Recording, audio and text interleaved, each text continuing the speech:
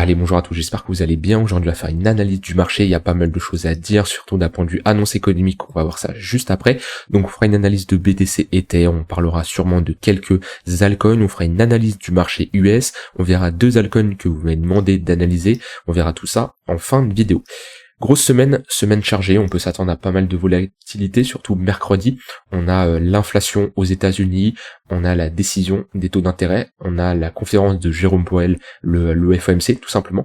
Donc une semaine très chargée, surtout mercredi. Ce qui est le plus attendu, c'est bien entendu la conférence de Jérôme Powell, puisqu'en général les taux d'intérêt sont pricés, mais sa conférence sera très attendue, hein, puisqu'on attend cette diminution des taux d'intérêt qui est prévue pour fin d'année 2024. On attend 1 à 2 baisses des taux pour la fin d'année 2024, et ce qu'on veut voir, c'est est-ce que le discours de Jérôme Powell confirme cette baisse des taux. La diminution des taux, on cherche à stimuler l'économie, on a on peut dire un retour de la liquidité sur le marché en général. Et ce qui va être les obligations, les assets risk-off, hein, ce qu'on appelle, vont perdre de l'intérêt, et cette liquidité sera déversée sur le marché risk-on, donc les actions, le marché des crypto-monnaies, etc., etc. Donc pour le moment, on anticipe 1 à 2 baisses des taux pour fin 2024, et voilà, ce qu'on veut vraiment, c'est le discours de Jérôme Powell, s'il commence à nous dire comme quoi, finalement, cette baisse des taux qui était prévue pour fin 2024 sera décalée à début 2025. En général, il y a de grandes chances que le marché n'aime pas trop ça, et on peut s'attendre à un marché qui saigne un peu. Donc c'est vraiment surtout la conférence de Jérôme Powell qui sera attendue, voir s'il nous rassure ou pas concernant cette diminution des baisses des taux. Par contre, s'il nous confirme, on peut s'attendre clairement à un marché qui performera plutôt bien. Ça, c'était le côté annonce économique. Alors, on peut jamais être sûr à l'avance de ce que va dire Jérôme Powell, c'est pas possible, donc n'essayez pas de trader les news, n'essayez pas d'anticiper à l'avance ce qui va se passer, je vous le déconseille fortement. Par contre, en fonction de comment le marché réagit, en fonction de la news qui est annoncée, là bien sûr on peut agir sur le marché. BTC, on a une autre clôture weekly, hein, qui nous montre que quand on a comme ça une mèche qui représente plus de 50% de l'impulsion haussière, ça nous montre qu'on a de l'intérêt vendeur, et de toute façon on le voit bien en daily, hein, on a rejeté sur notre borne des 71 500 $, on est revenu chercher le milieu de range. Pour le moment, on est sur un niveau de support intermédiaire, hein, qu'on verrait plutôt ici en 4 heures, voilà, globalement vers les 69 400 $. On a eu très peu de liquidité ce week-end, c'est un peu classique, hein, c'est tous les week-ends qui se ressemblent, hein, depuis qu'on a les ETF spot sur le BTC. On a toujours très peu de volatilité le week-end, et c'est souvent le lundi à l'ouverture du marché US qu'on a un marché qui se réveille, hein, que ce soit à la hausse ou à la baisse, mais qu'on a un retour de la volatilité, chose qu'on a pour le moment. Mais voilà, on est toujours bloqué sur du daily à l'intérieur de ce range là, une extrémité basse vers les 67 000 $, 66 500 $, une extrémité haute vers les 71 500 $. Et à l'intérieur de ce range là, sur du plus court terme également, on est bloqué entre deux bornes, un range faible amplitude, donc globalement ceux qui font de l'intraday, on peut chercher à short la borne haute et long la borne basse. Si on a un break de ce range par le haut, on peut mettre ici des extensions. Tac.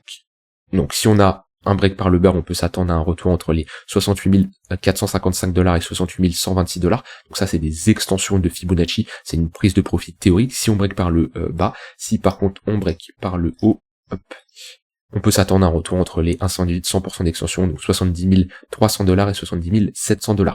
D'ailleurs, on aura ici un niveau qui sera très intéressant à surveiller. On a une bonne confluence, hein, puisque globalement c'était notre bad range vers les 70 500 $.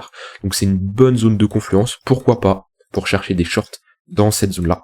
On a une très bonne zone de localisation ici entre extension, prise de profit théorique de ce range-là. On a ici toute une zone d'imbalance, on a un bon déséquilibre de marché.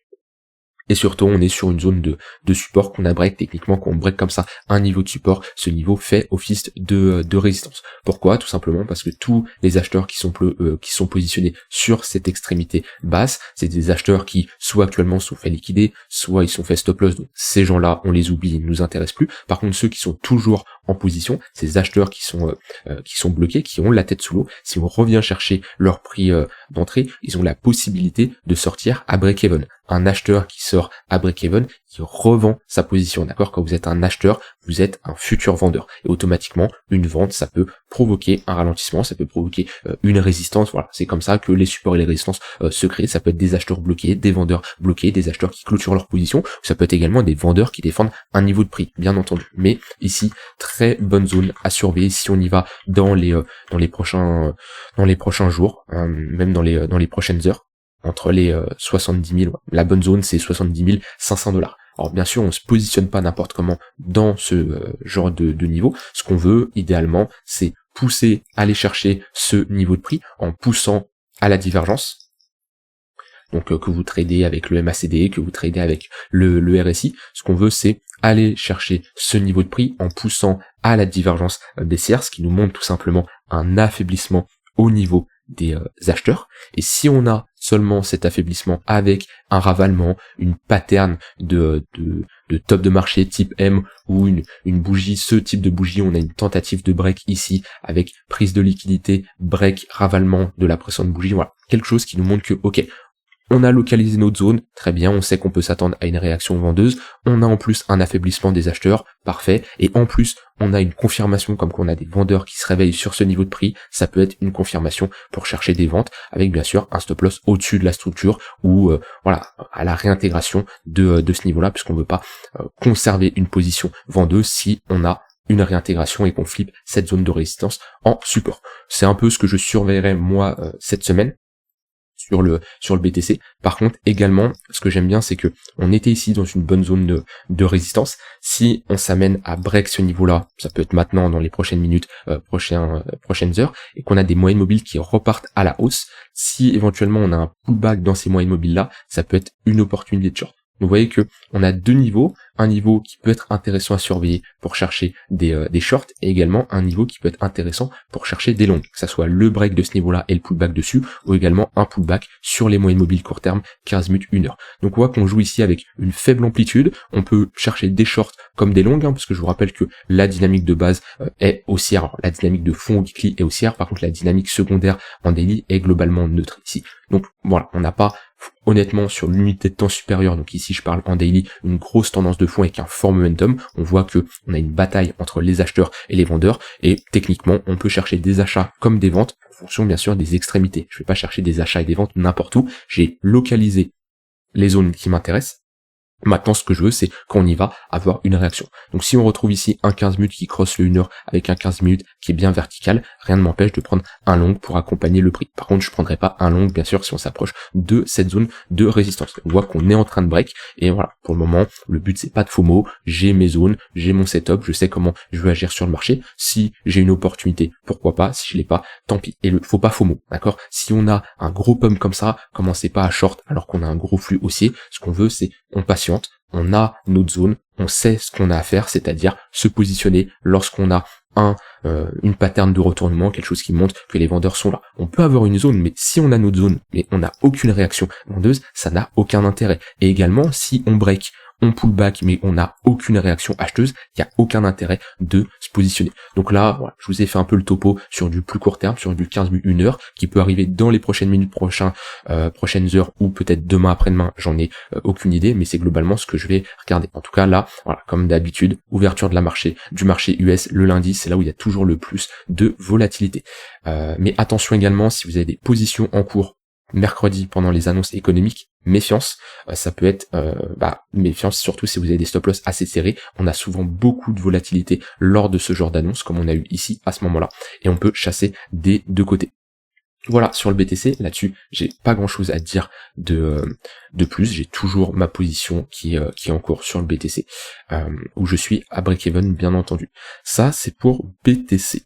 Sur Ether, on n'a pas bougé, on a une réaction au niveau du tunnel 4 heures, pareil, pas trop de volatilité sur Ether, un Ethereum qui est beaucoup plus faible que le BTC sur les derniers jours. On voit le 15 minutes à cross à la baisse, alors que sur le BTC, il n'a pas encore cross à la baisse, il est dedans. Et ça, de toute façon, on peut le voir, ETH, BTC, sur du plus court terme ici, voilà, on est dans une dynamique baissière en 4 heures. Donc Ether qui est plus faible, pareil, on est bloqué dans un range ici, entre deux bornes. On est sur l'extrémité basse, on est plutôt sur une zone où on va chercher des achats pour viser le milieu de range, voire l'extrémité opposée. Si je trace ici un volume profile, voilà, on est en dessous de notre value area low, on a le poke vers les 3800$ et notre value area high au niveau des 3870$. Donc on va être plutôt sur une zone ici, on va chercher des achats dans le but de prendre des profits sur le milieu de range, voire sur l'extrémité opposée. En aucun cas ici, on est dans une bonne zone pour chercher des shorts. Si vous voulez attendre une confirmation un peu plus court terme, ça serait bien de repasser au-dessus du tunnel 15 minutes et de flip cette zone en support. Donc on flippe cette zone de résistance en support tout simplement. Ici, petite pattern de retournement en 1 heure. Pour le moment, ce qui nous dessine, c'est plutôt pas mal, mais voilà, j'aimerais bien repasser au-dessus de ces moyennes mobiles. Rien d'autre à ajouter de plus sur Ether. Pareil, si nous break ce range par le haut,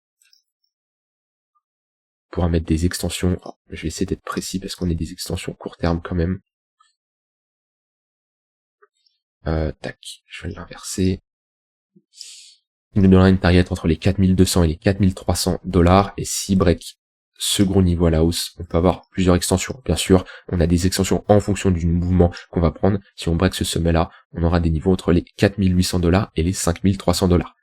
Pas également un nouvel ATH, on peut mettre des extensions sur tout ce mouvement-là, ce qui nous donnerait une target long terme. Alors ça, voilà, là c'est là la différence entre les targets court terme. Ok, si on break ce sommet par le haut, voilà, ça c'est des targets court terme qu'on pourrait atteindre en quelques jours.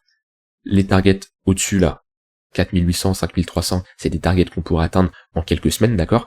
Et les targets un peu plus long terme, 7300 et 8800, c'est des targets qu'on pourrait atteindre sur plusieurs mois. Ça dépend bien sûr de l'amplitude du mouvement que j'ai pris. Si je prends un mouvement sur du 1h-4 heures, voilà, on aura des targets beaucoup plus court terme. Donc ça, c'est sur Ether au cas où on break les précédents sommets, comme quoi la réaction qu'on pourra, enfin la réaction, les zones qu'il faudra surveiller.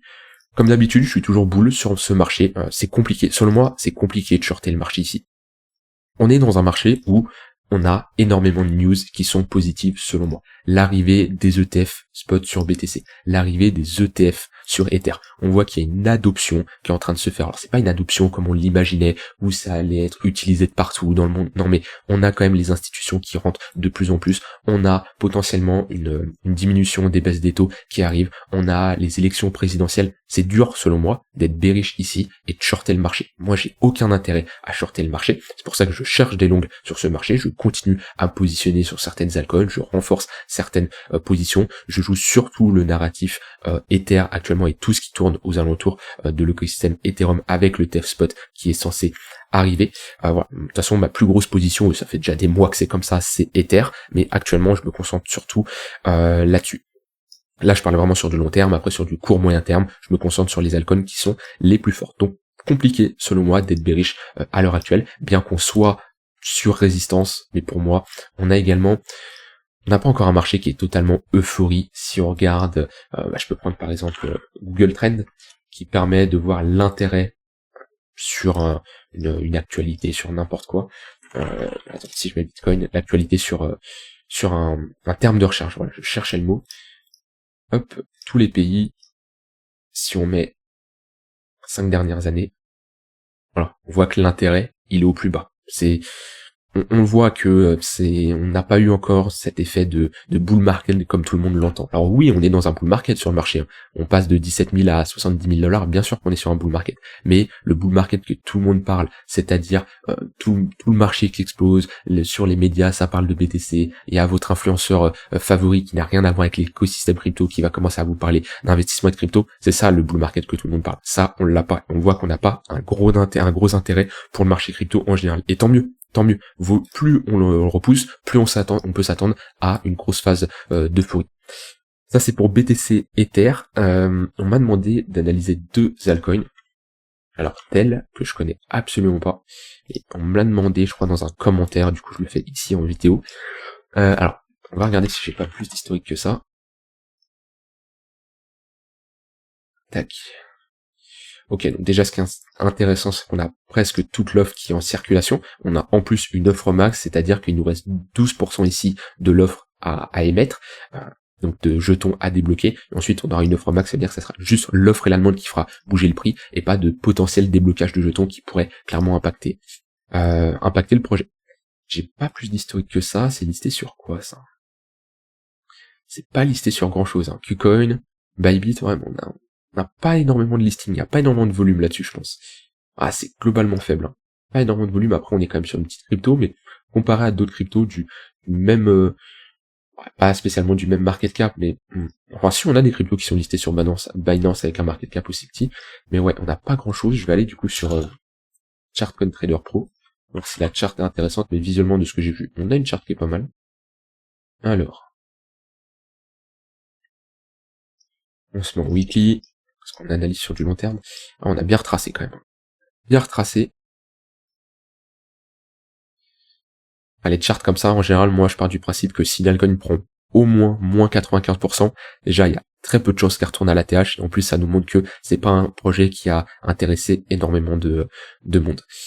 Ouais, c'est pas ce genre de chart, ça me donne pas confiance au projet.